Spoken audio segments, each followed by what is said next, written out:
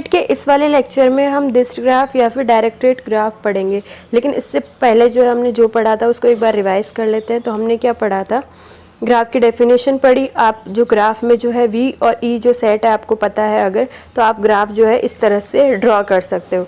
इसके बाद हमने ये पढ़ा सरल ग्राफ क्या होता है, जिसमें कोई लूप और समांतर कोरे नहीं होती, उसको सरल ग्राफ कहते हैं। जैसे कि यहाँ पर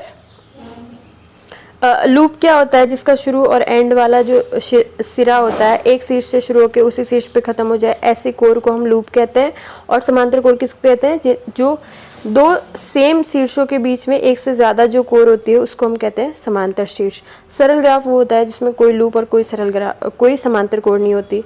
मल्टी ग्राफ में जो है समांतर कोर होती है। परिमित और अपरिमित ग्राफ क्या होता है, अगर आपका v और e दोनों साइड परिमित है तो ग्राफ परिमित होगा, अदरवाइज जो है अपरिमित होगा। इसके बाद रिक्त ग्राफ क्या होता है, अगर आपका कोर का समुच्चय रिक्त है तो उससे जो ग्राफ बनेगा उसको हम कहते हैं रिक्त ग्राफ। ग्राफ में शीर्ष की कोटि या घात क्या होती है, उस पर किसी भी शीर्ष पर आप कोरों की संख्या को जो है एड्ज, नंबर ऑफ एड्ज को हम क्या कहते हैं, डिग्री ऑफ वर्टेक्स। और जो लूप अगर उस पर है तो लूप को हम 2 बार काउंट करते हैं। आइसोलेटेड वर्टेक्स क्या होता है, ग्राफ का ऐसा शीर्ष जिसकी कोटि 0 है, 0 है, उसको हम आइसोलेटेड वियुक्त शीर्ष कहते हैं। निलंबी शीर्ष क्या होता है, यदि किसी शीर्ष की कोटि 1 है तो उसको हम कहते हैं निलंबी शीर्ष। इसके बाद ये हमने पढ़ा सम और विषम शीर्ष क्या होते हैं। अगर किसी शीर्ष की जो डिग्री है वो सम है तो ऐसे शीर्ष को सम कहेंगे, यदि डिग्री विषम है तो ऐसे शीर्ष को विषम कहेंगे। इसके बाद हमने ये पढ़ा कि ग्राफ में आप सभी शीर्षों वर्टेक्स का जो है डिग्री निकाल लो और उनका जब सम करोगे तो वो क्या आएगा, जितनी कोर उसमें अवेलेबल है उसका दुगना यानी 2 टाइम ई आएगा। इसके बाद हमने ये भी पढ़ा कि ग्राफ में विषम कोटि के शीर्षों की संख्या जो है हमेशा सम होती है, तो ये हमने पढ़ा। इसके बाद जो है हम अब पढ़ते हैं डिस्ट ग्राफ, डायरेक्टेड ग्राफ क्या होता है। अगर आपने ग्राफ पढ़ रखा है तो डिस्ट ग्राफ या डायरेक्टेड ग्राफ जो है बिल्कुल ग्राफ जैसा ही है, बस इन दोनों में बेसिक डिफरेंस ये है, ग्राफ में हमने जब 2 शीर्षों के बीच में लाइन ड्रॉ की थी जिसको हम कोर कह रहे थे, उसकी हमने कोई डायरेक्शन फिक्स नहीं की थी। हमने ये नहीं कहा था कि वो v1 से v2 पे जा रही है। ग्राफ में जो सिंपल ग्राफ होता है, पहले जो हमने ग्राफ पढ़ा है उसमें हमने उसकी डायरेक्शन डिसाइड नहीं की थी। अगर आपको ग्राफ में आपके पास v जो है शीर्षों का समुच्चय, e कोरों का समुच्चय है, लेकिन कोर जो है ऐसी है जिसकी डायरेक्शन भी आपको पता है कि ये वाली v1 से v2 पे जा रही है, ये वाली v1 से v3 पे जा रही है।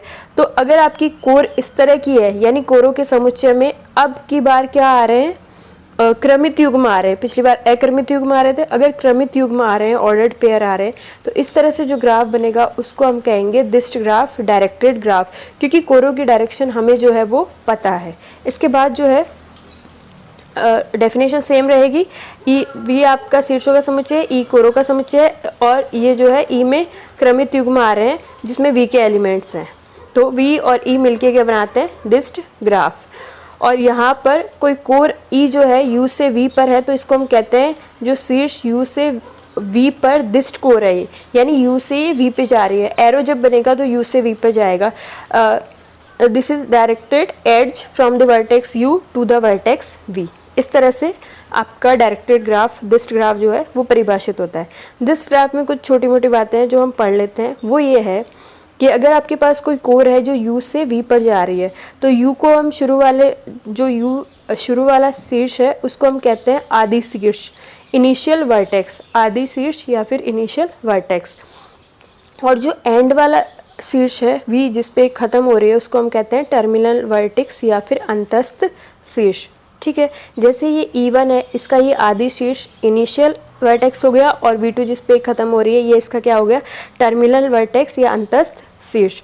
इसके साथ एक और है कि यदि आपके किसी कोर का आदि और अंतस्थ शीर्ष जो है इनिशियल और टर्मिनल वर्टेक्स सेम हो तो उस कोर को हम क्या कहते हैं, लूप। जैसे यहाँ पे E9 जो है लूप है क्योंकि इसका आदि शीर्ष भी V3 है और अंतस्थ शीर्ष भी जो है वो V3 है। और यहाँ पे समांतर कोरें भी होती है। समांतर कोरें कैसी होती है, अगर किसी कोर के आदि और अंतस्थ शीर्ष इनिशियल और टर्मिनल वर्टेक्स जो है वो सेम है तो उसको हम कहते हैं parallel edge, parallel directed edge या फिर समांतर कोरें। अब आप यहाँ देखिए, इससे आपको लगेगा कि ये जो E2 और E4 है ये समांतर कोरें हैं, लेकिन ये समांतर कोरें नहीं है। क्यों नहीं है, क्योंकि आप देखिए E2 का जो आदि शीर्ष है V1 है, लेकिन E4 का आदि शीर्ष V3 है, क्योंकि E4 V3 से आ रही है V1 पे, और E2 का जो अंतः टर्मिनल वर्टेक्स है वो V3 है, और E4 का टर्मिनल वर्टेक्स क्या है, V1 है। इसलिए ये दोनों समांतर कोरे नहीं है। लेकिन आप यहाँ पे देखिए, जो यहाँ पर E7 है, यहाँ पे जो आपकी E7 है, अगर हम इसको देखें E7, इसका आदि शीर्ष क्या है, इनिशियल वर्टेक्स क्या है, V5, और E जो 8 है उसका भी इनिशियल वर्टेक्स क्या है, V5। ये दोनों V5 से V4 पर आ रही है, दोनों की डायरेक्शन सेम है, इनिशियल और टर्मिनल जो वर्टेक्स है वो सेम है, इसलिए E7 और E8 जो है यहाँ पर ये दोनों समांतर कोरे हैं, और E9 क्या है, आपका लूप है यहाँ पर। ये आपने पढ़ लिया। इसके बाद जो है आप यहाँ पर इस ग्राफ में आपके लूप क्लियर हो गया, समांतर कोरे क्लियर हो गई। इसके बाद आप यहाँ पे इस वाले ग्राफ में एक और प्रैक्टिस कर सकते हैं। जैसे यहाँ पे E1 वाली कोर का इनिशियल वर्टेक्स क्या है, V1, और टर्मिनल वर्टेक्स क्या है, V2। अगर मैं पूछूँ E2 का इनिशियल वर्टेक्स क्या है, तो V1 होगा, और टर्मिनल वाला क्या है, V3। E4 के लिए V3 इनिशियल है, क्योंकि ये इधर से V3 से स्टार्ट होके जा रही है, और V1 जो है वो टर्मिनल है। आप इस पूरे ग्राफ में सभी कोरों के लिए जो है आप क्या करेंगे, इनिशियल और जो टर्मिनल आदि और अंतः शीर्ष है वो ढूंढ के ये प्रैक्टिस करेंगे कि आप किसी भी कोर का आदि और अंतः जो है इनिशियल और टर्मिनल वर्टेक्स निकाल सकते हैं। ये आप लोग प्रैक्टिस कीजिएगा। बाकी ये इसमें लूप है, और ये दो जो है इसमें समांतर कोरे हैं, ये भी आप समझ सकते हो। इसके बाद जो है दिस ग्राफ में किसी शीर्ष की कोटि जो है और डिग्री जो है वो किस तरह से डिफाइन होती है, ये हम पढ़ेंगे। अब यहाँ पे जब डायरेक्टेड ग्राफ की बात आती है, तो जो डिग्री है, जो कोटि है, वो दो टाइप की हो जाती है। एक तो होती है आउट डिग्री, यानी बाह्य कोटि। बाह्य कोटि क्या कहते हैं, किसी भी वर्टेक्स से कितनी कोरें बाहर की तरफ जा रही है, यानी कितनी कोरों का वो आदि शीर्ष है, इनिशियल वर्टेक्स है, उनकी संख्या को हम शीर्ष V की क्या कहेंगे, बाह्य कोटि, आउट डिग्री। जैसे अगर मैं आपसे पूछूं तो यहाँ पर V1 के लिए अगर हम देखें तो इसकी आउट डिग्री क्या हो जाएगी, उन सब कोरों की संख्या जिनका ये आदि शीर्ष है, इनिशियल वर्टेक्स है। तो यहाँ पे देखिए E1 वाली, इसका ये आदि शीर्ष है, E3 का भी ये आदि शीर्ष है, और E2 का ये आदि शीर्ष है। ये तीनों कोरे जो है वो E1 से निकल के जा रही है, इसलिए V1 से निकल के जा रही है, इसलिए V1 की जो बाह्य डिग्री है, आउट डिग्री है, वो कितनी हो जाएगी, 3। अगर मुझे यहाँ पर V2 की निकालनी हो तो V2 से कोई कोर बाहर की तरफ नहीं जा रही, V2 किसी भी कोर का जो है वो आदि शीर्ष इनिशियल वर्टेक्स नहीं है, इसलिए V2 के लिए बाह्य डिग्री क्या हो जाएगी, 0। तो हम क्या कहेंगे, उन सब कोरों की संख्या जिनका आदि शीर्ष इनिशियल वर्टेक्स V है, वो सब V की क्या हो जाएगी, बाह्य कोटि, आउट डिग्री, उनकी संख्या। और इसको हम जो है दूसरी बात डिग्री प्लस करके V से प्रदर्शित करते हैं, डिग्री प्लस V, ये आउट डिग्री के लिए है। अब हम जो है दूसरी टर्म पढ़ते हैं, जो कि क्या है, इन डिग्री या फिर अंतः कोटि। किसी भी शीर्ष के लिए, शीर्ष आपका V है, तो इसके लिए अंतः कोटि जो है उन कोरों की संख्या होगी जिनका ये टर्मिनल वर्टेक्स है, यानी जो कोरे इसकी तरफ आ रही है या इस पर आके ख़त्म हो रही है, उन सब का ये क्या हो, वो सब की संख्या जो है किस में काउंट होगी, अंतः कोटि में। अगर हम यहाँ देखें तो V1 का अगर अंतः कोटि निकालना चाहे तो कौन सी कोर है जो इस पे आ रही है, कितनी कोर है, एक ही है, E4, जिसका ये टर्मिनल वर्टेक्स है। तो V1 के लिए बाह्य जो अंतः कोटि है वो कितनी हो जाएगी, 1। V2 के लिए भी 1 हो जाएगी, क्योंकि E1 अकेली कोर है जो इसकी तरफ आ रही है। और अगर V4 के लिए काउंट करें तो देखिए 1, ये 2, ये 3 कोर जो है इसकी तरफ आ रही है जिनका ये टर्मिनल है। तो V4 के लिए जो है वो अंतः कोटि कितनी हो जाएगी, यहाँ पर 3। इसके अलावा एक और बात ध्यान में रखने वाली है, जो लूप वाला केस में है, जैसे अगर मुझे V3 की बाह्य कोटि निकालनी है, बाह्य कोटि का मतलब क्या है, जिनका ये इनिशियल वर्टेक्स है, जो इससे शुरू हो रही है, जो इससे बाहर की तरफ जा रही है। तो एक तो E4 हो जाएगी आपकी, और दूसरा ये जो लूप है ना, वो एक बार तो बाह्य कोटि में काउंट होता है और एक बार अंतः कोटि में काउंट होता है। तो V3 के लिए बाह्य कोटि कितनी हो जाएगी, 2, एक तो E9 और एक E4। अंतः कोटि अगर देखें तो कितनी कोर है जो इसकी तरफ आ रही है, तो एक, ये E2 2, और यहाँ पे ये E9 एक बार इसमें काउंट होगी, तो इसकी अंतः कोटि कितनी हो जाएगी, 3। ये आगे जो है हम एग्जाम्पल में भी प्रैक्टिस कर सकते हैं। जैसे इस वाले ग्राफ में हमें प्रत्येक शीर्ष की बाह्य और अंतः कोटि निकालनी है। तो जैसे V1 की बात करते हैं तो V1 पे पहले हम निकाल रहे हैं बाह्य कोटि, यानी हम ये देखेंगे V1 से जो है कितनी कोरे बाहर की तरफ जा रही है। तो ये वाली कोरे इस पे आ रही है तो ये तो काउंट करेंगे नहीं, लूप की एक ही कोर काउंट होगी जो इससे निकल के बाहर की तरफ जा रही है। इसलिए V1 की जो है वो बाह्य कोटि कितनी हो जाएगी 1। इसके बाद V2 के लिए देखते हैं कितनी कोरे इससे जा रही है जिनका ये इनिशियल वर्टेक्स है। तो देखिए यहाँ पे एक ये वाली और दूसरी ये वाली और तीसरी ये वाली, इसलिए V2 की बाह्य कोटि कितनी होगी 3। और अगर V3 की देखें तो कितनी इससे बाहर की तरफ जा रही है, कोई बाहर की तरफ नहीं जा रही, सारी की सारी इसकी तरफ आ रही है। सबका ये टर्मिनल वर्टेक्स है, किसी का भी ये इनिशियल वर्टेक्स नहीं है। तो V3 की बाह्य कोटि क्या हो जाएगी 0। V4 के लिए देखें तो कितनी इससे बाहर की तरफ जा रही है, एक तो ये वाली है, 2 3 इससे बाहर की तरफ जा रही है। तो V4 की जो है बाह्य कोटि कितनी हो गई 3। V5 के लिए देखिए तो एक तो ये इससे बाहर की तरफ जा रही है, दूसरी ये, तीसरी ये वाली, बीच वाली और चौथी ये, तो 4 हो गई इसकी बाह्य कोटि। अब अंतः कोटि देखते हैं। अंतः कोटि में हम क्या देखते हैं, कितनी कोरे हैं जो इस पर आके ख़त्म हो रही है, जिनका ये टर्मिनल वर्टेक्स है जो इसकी तरफ आ रही है। तो V1 के लिए देखें तो एक तो ये आ रही है और एक बार लूप काउंट होगा, तो V1 की जो है अंतः कोटि कितनी हो जाएगी 2। इसी तरह जो बाह्य कोटि है उसको प्लस से डिनोट किया है, अंतः कोटि को माइनस से डिनोट किया है। और V2 के लिए देखें तो कितनी इस पे आ रही है, तो एक तो ये आ रही है, एक ही आ रही है, तो V2 की अंतः कोटि कितनी हो जाएगी 1।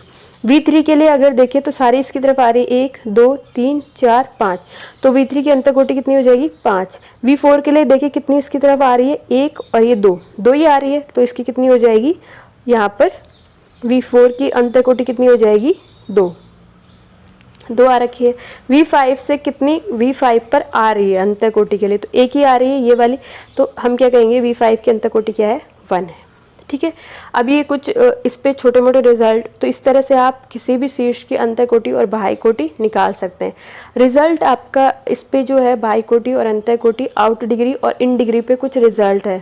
पहला रिजल्ट क्या है कि अगर जैसे मैंने ये इसकी सारी आउट डिग्री काउंट कर ली, सारी इन डिग्री काउंट कर ली, अब देखिए इन दोनों का सम जो है हमेशा सेम आता है। अगर हम जो आउट डिग्री है बाह्य कोटि इनका सम करें तो कितना आएगा 1 3 4 4 3 7 7 4, यहाँ पे क्या है 11, यहाँ पे हाँ 11 ही होगा। और अगर इन डिग्री का सम करें तो 2 और 5 7, 1 8, 8 2 10 और 1 11, यानी अंतः कोटि और बाह्य कोटि का सम जो होता है ना, अलग अलग निकालो तो वो इक्वल आता है। और किसके इक्वल आता है, जितने आपके यहाँ पर ग्राफ में जितनी कोरे हैं उनकी संख्या जो ई अगर आप डिनोट करते हो तो ई के इक्वल आता है। देखिए आपके ग्राफ में कितनी कोर है, 3 तो ये है और 2 ये, 5 6 7 8 और ये 9 10 और ये 11। इसका मतलब आपके यहाँ पर ग्राफ में कितनी कोटि है 3, और ग्राफ में कितनी कोर है यहाँ पे 11, और बाह्य कोटियों का सम कितना है 11, अंतः कोटियों का सम कितना है 11। तो रिजल्ट क्या कहता है कि आपका बाह्य कोटियों का सम, आउट डिग्रीज का सम, इन डिग्रीज का सम इक्वल होता है। और किसके इक्वल होता है, जितनी आपकी कोरे हैं उनकी संख्या के इक्वल होता है। पहला रिजल्ट ये है। दूसरा रिजल्ट ये है कि ग्राफ में किसी भी शीर्ष की बाह्य कोटि और अंतः कोटि का योग कर लोगे तो वो V की जो कोटि और डिग्री हम पहले निकाल रहे थे, जो दिस ग्राफ नहीं था, उसके सम के इक्वल आते हैं, इसकी टोटल डिग्री के इक्वल आती है। जैसे हम देखें तो V1 का यहाँ पर आउट डिग्री क्या है 1 और इन डिग्री क्या है 2, दोनों का सम कितना हुआ 3। तो V1 की यहाँ पर अंतः कोटि बाह्य कोटि का सम कितना हो रहा है 3। अगर हम ये दिस्ट ग्राफ नहीं होता और इसको वैसे काउंट करते तो लूप को 2 बार काउंट करते हैं, प्लस एक ये कितनी कोर इस पे आ रही है 3 कोर, तो वैसे इसकी डिग्री भी क्या है 3 है, और अंतः और बाह्य कोटियों का सम डिग्रीज का सम भी क्या है यहाँ पर 3 है। तो किसी भी शीर्ष के लिए अंतः और बाह्य कोटि का सम जो है उसकी प्रॉपर डिग्री के इक्वल आता है। और यहाँ पे आइसोलेटेड ग्राफ में, ये दिस्ट ग्राफ में भी वियुक्त शीर्ष और निलंबित शीर्ष का प्रावधान है। क्या डेफिनेशन है, वियुक्त शीर्ष क्या होता था, जब हमने पहले ग्राफ पढ़ा था, वियुक्त शीर्ष वो होता था जिसकी डिग्री क्या होती थी 0। यहाँ पे क्या है, वियुक्त शीर्ष वो है आइसोलेटेड वर्टेक्स जिसकी बाह्य और अंतः कोटि दोनों ही क्या है 0 हो, यानी दोनों का सम 0 आए या दोनों अलग अलग 0 हो, एक ही बात है। और निलंबित शीर्ष वहाँ क्या होता था, वो शीर्ष जिसकी डिग्री क्या है 1 है। यहाँ पे क्या होगा, जिसके अंतः और बाह्य कोटि दोनों का सम क्या हो 1 हो। बात तो वही है ना, बाह्य कोटि और अंतः कोटि का सम किसके इक्वल आता है, उसकी डिग्री के इक्वल, और डिग्री यहाँ पे क्या है 1 है। तो निलंबित शीर्ष में डिग्री क्या होती है 1। तो यहाँ पर ऐसा शीर्ष जिसकी अंतःकोटि और बाह्यकोटि का सम जो है, डिग्रीज का सम जो है वो 1 आए, उस शीर्ष को हम कहेंगे निलंबी। और ऐसा शीर्ष जिसकी बाह्य और अंतःकोटि दोनों 0 हो, उसको हम कहेंगे वियुक्त शीर्ष। ये कुछ रिजल्ट है आपके अंतःकोटि और बाह्यकोटि पर, इन डिग्री और आउट डिग्री पर। तो ये वाला कंसेप्ट आपका क्लियर हो गया होगा। इसके बाद ये छोटी मोटी डेफिनेशन जो हमारी रह गई है, इसको एक बार देख लेते हैं। सरल दिष्ट ग्राफ क्या होता है? पहले हमने जो सरल ग्राफ पढ़ा था उसमें क्या था, ऐसा ग्राफ जिसमें लूप और समांतर कोरे नहीं होती उसको हम क्या कहते हैं? सरल ग्राफ। यहाँ पे भी वही बात है, ऐसा दिष्ट ग्राफ जिसमें कोई लूप नहीं हो और समांतर दिष्ट कोर नहीं हो उसको हम कहते हैं सरल ग्राफ। अब है सममित ग्राफ और प्रतिसम्मित, सिमेट्रिक और एसिमेट्रिक डायग्राफ क्या होता है। इसमें एक ही डिफरेंस है, दोनों की डेफिनेशन आप एक साथ समझ सकते हो। सममित ग्राफ में क्या होता है, सममितता में हम देखते हैं सिमेट्रिक मैट्रिक्स में क्या होता है, एक्स आई जे इक्वल होता है एक्स जे आई के। तो सममितता का मतलब क्या है कि अगर वी आई से वी जे में कोई एक कोर है तो वी जे से वी आई में भी कोर होगी। यहाँ पे अगर ये आपका यू है और वी है, एक कोर अगर ऐसे जा रही है तो दूसरी कोर ऐसे आनी चाहिए। अगर आपके ग्राफ में ऐसा हो रहा है तो ऐसे ग्राफ को हम क्या कहेंगे? Symmetric graph. और अगर आपके ग्राफ में ऐसे ग्राफ अगर हो रहा है, इधर भी है कोर और इधर भी जा रही है, यानी प्रत्येक शीर्ष के बीच में 2 कोर तो होगी होगी, तो ऐसे वाले ग्राफ को हम कहेंगे सिमेट्रिक ग्राफ। इस वाले ग्राफ में सीधी सी बात, यहाँ पे ये सिमेट्रिक ग्राफ हो जाएगा। प्रतिसम्मित में क्या होता है, 2 शीर्षों के बीच में यहाँ पर आपके पास सिर्फ और सिर्फ एक ही कोर होगी, तो ऐसे वाले ग्राफ को हम क्या कहेंगे? प्रतिसम्मित एसिमेट्रिक ग्राफ। यानी कि किन्हीं भी 2 शीर्षों के मध्य अधिक से अधिक एक ही दिष्ट कोर हो और कोई लूप भी ना हो, ऐसे वाले ग्राफ को हम कहते हैं प्रतिसम्मित दिष्ट ग्राफ। यानी एक ही कोर होनी चाहिए और लूप नहीं होना चाहिए, इस तरह का हमारे पास नहीं होना चाहिए, ऐसे वाला ग्राफ को कहेंगे प्रतिसम्मित। और अगर आपके पास हर 2 शीर्ष के बीच में ये रिलेशन है तो ऐसे वाले ग्राफ को हम कहेंगे सम्मित। इसके बाद जो है रिजल्ट है पूर्ण दिष्ट ग्राफ।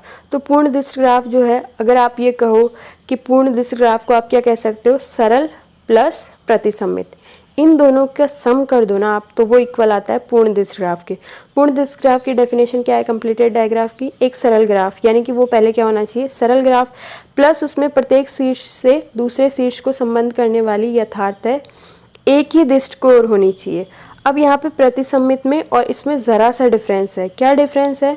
प्रतिसम्मित में कह रहा है कि किन्हीं भी 2 शीर्षों के मध्य अधिक से अधिक एक दिष्ट कोर होनी चाहिए, यानी किन्हीं 2 शीर्षों के बीच कोई कोर नहीं भी है तो काम चल जाएगा प्रतिसम्मित में। लेकिन कंप्लीट ग्राफ में क्या है, प्रत्येक शीर्ष से दूसरे शीर्ष के बीच कम से कम एक कोर होनी ही चाहिए, कोई आइसोलेटेड वाला जो शीर्ष है वो नहीं हो सकता। जैसे इन 2 के बीच में तो है, ये आइसोलेटेड है, इसकी डिग्री 0 हो जाए, ऐसा कंप्लीट में नहीं हो सकता। कंप्लीट ग्राफ पहले तो क्या होता है? सरल ग्राफ होता है, प्लस उसमें प्रत्येक 2 शीर्षों के मध्य कम से कम एक दिष्ट, मतलब 2 शीर्षों के मध्य एग्जैक्ट एक ही कोर होती है। ऐसे वाले ग्राफ को हम कहते हैं पूर्ण दिष्ट ग्राफ। तो ऐसे वाले और नीचे देखो डेफिनेशन भी दी हुई है, प्रतिसम्मित, ऐसा प्रतिसम्मित दिष्ट ग्राफ जिसमें प्रत्येक 2 शीर्षों के मध्य एग्जैक्ट एक कोर हो, तब वो जाके कंप्लीट ग्राफ बन पाता है।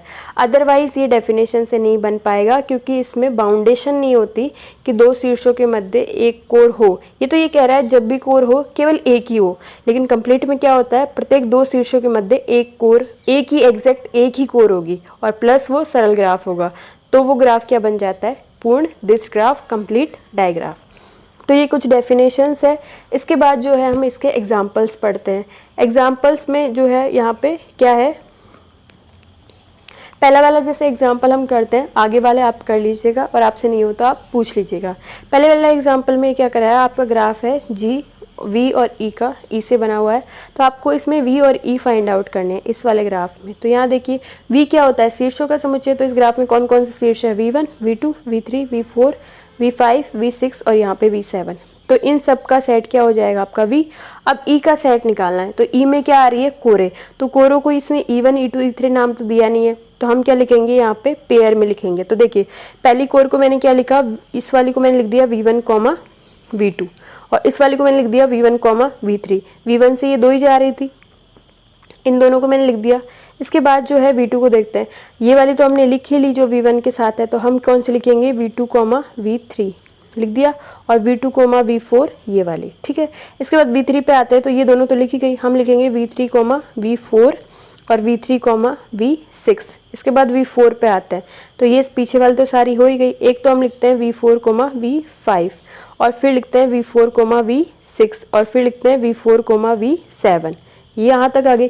इसके बाद हम आते हैं 5 पे, कौन सी कोर रह रही है, ये कॉर्नर वाली, और इसको हम लिखेंगे V5, V7, ये कॉर्नर वाली भी होगी। इसके बाद 6 पे आते हैं, 6 पे क्या है, V6, V7, तो आपकी सारी कोरों का समुच्चय क्या हो गया, ये। तो इस तरह से आप आगे वाले एग्जाम्पल्स को भी कर लीजिएगा, और नहीं हो तो आप पूछ लेना। तो ये कुछ एग्जाम्पल है, इनको आप करके देख लेना। इसमें ये निलंबित शीर्ष और ये कुछ पूछा हुआ है, तो ये सब आप देख लेना। यहाँ पे ये निलंबित शीर्ष हो जाएगा क्योंकि इसकी डिग्री जो है वो क्या है, 1 है। यहाँ पे ये वाला निलंबित शीर्ष हो जाएगा, और ये वियुक्त शीर्ष हो जाएगा क्योंकि इसकी डिग्री 1 है, इसकी 0 है।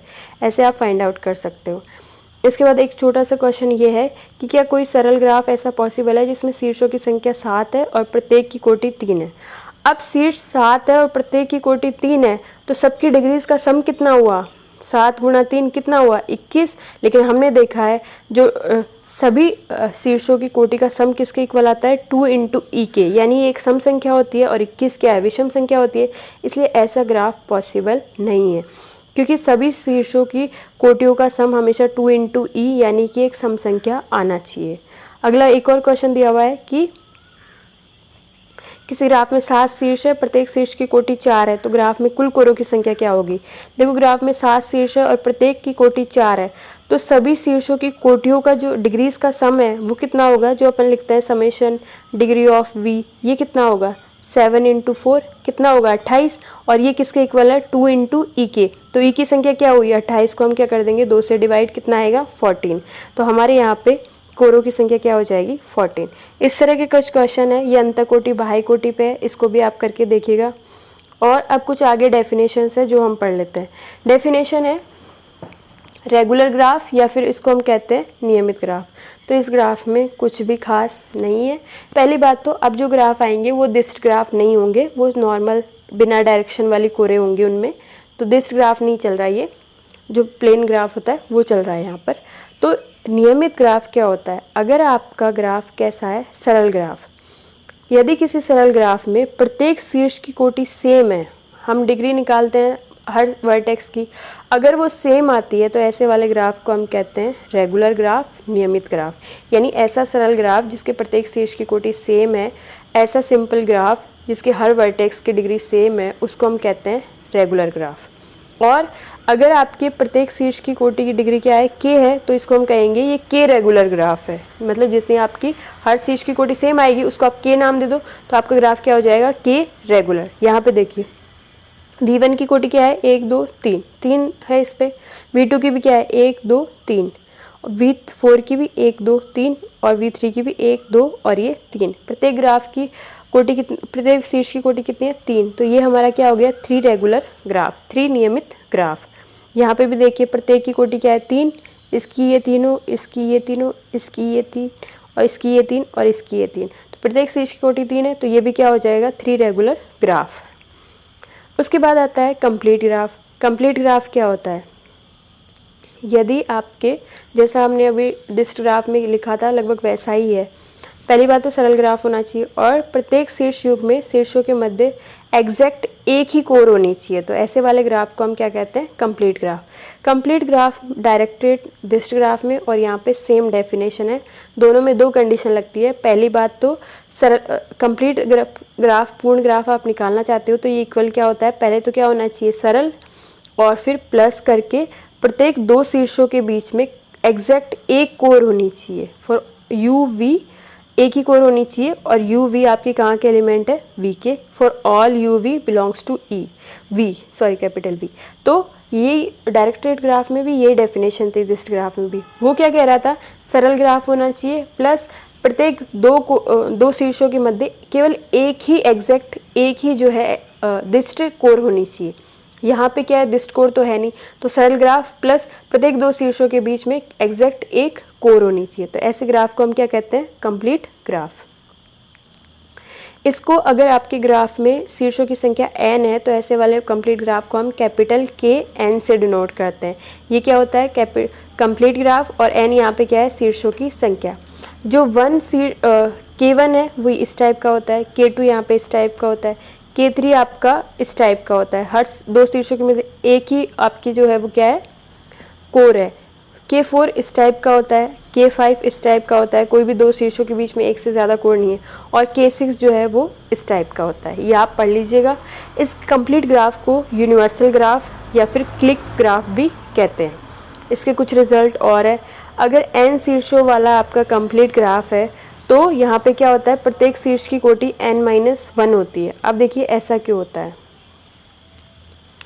देखिए यहाँ पे जैसे हम देखें, ये K2 वाले में प्रत्येक शीर्ष की कोटि क्या है, इसकी 1 है और इसकी भी 1 है। कितनी कोटि हुई, n-1 यानी कि 1। K3 वाले में प्रत्येक शीर्ष की कोटि क्या है, 2, क्योंकि यहाँ पे ये 3 है और कोटि कितनी होती है, n-1। K4 वाले में प्रत्येक की शीर्ष कोटि क्या है, 4-1 3, और K5 वाले में प्रत्येक की कोटि डिग्री क्या होगी, 4। तो ये आपको ध्यान रखना है कि जो आपका पूर्ण ग्राफ होता है उसमें प्रत्येक शीर्ष की कोटि कितनी होती है, n-1।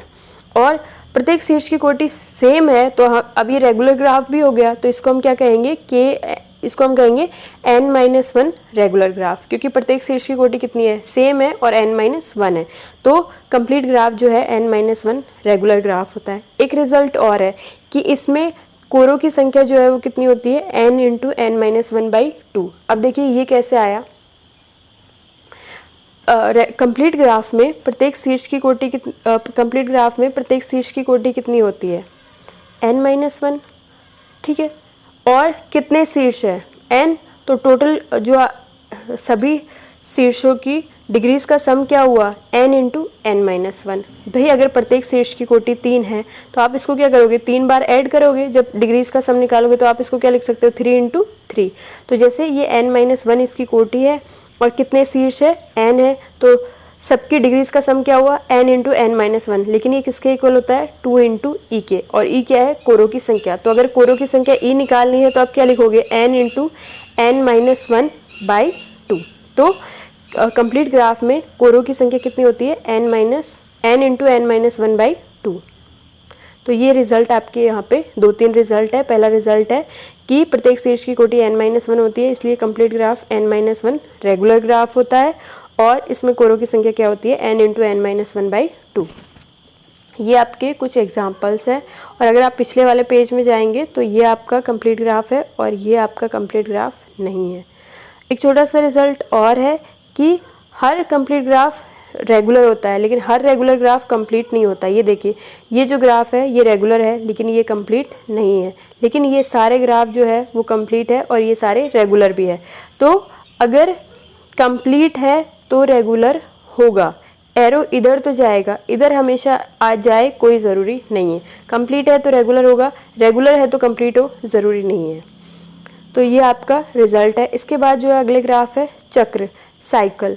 साइकिल क्या होता है, वो ग्राफ होते हैं जिसमें अगर शीर्षों की वर्टेक्स की संख्या n है तो उस कोरों की संख्या भी क्या होगी, n, यानी v में जितने एलिमेंट है उतने ही एलिमेंट क्या होंगे e में। अब यहाँ देखिए, शीर्ष 3 है, कोर भी कितनी है, 3। शीर्ष 4 है, कोर कितनी है, 1 2 3 4। शीर्ष 5 है, कोर कितनी है, 1 2 3 4 5। और यहाँ पे शीर्ष 6 है, कोर कितनी है, 1 2 3 4 5 6। यानी जितने शीर्ष है उतने ही अगर आपके ग्राफ में कोर है, तो ऐसे वाले ग्राफ को हम क्या कहते हैं, साइकिल या फिर चक्र। और वो इस टाइप के बंद टाइप के बनते हैं, इसलिए इसको क्या कहते हैं, साइकिल। और इसको हम कैपिटल C N से डिनोट करते हैं, और N यहाँ पे क्या है, जितने आपके शीर्ष है आपके ग्राफ में। जैसे इसको हम कहेंगे C3, इसको कहेंगे C4, इसको C5 और इसको C6, क्योंकि यहाँ पे शीर्षों की संख्या कितनी है, 6। इसके बाद छोटा सा एग्जाम्पल, छोटा सा एक रिजल्ट है। अब आप यहाँ पे देखिए, ये जो साइकिल है इसमें इसकी कोटि कितनी है, डिग्री कितनी होगी, 2, इसकी भी 2 और इसकी भी 2। यहाँ देखिए, इसकी भी 2, इसकी ये दोनों, इसकी ये दोनों और इसकी ये 2।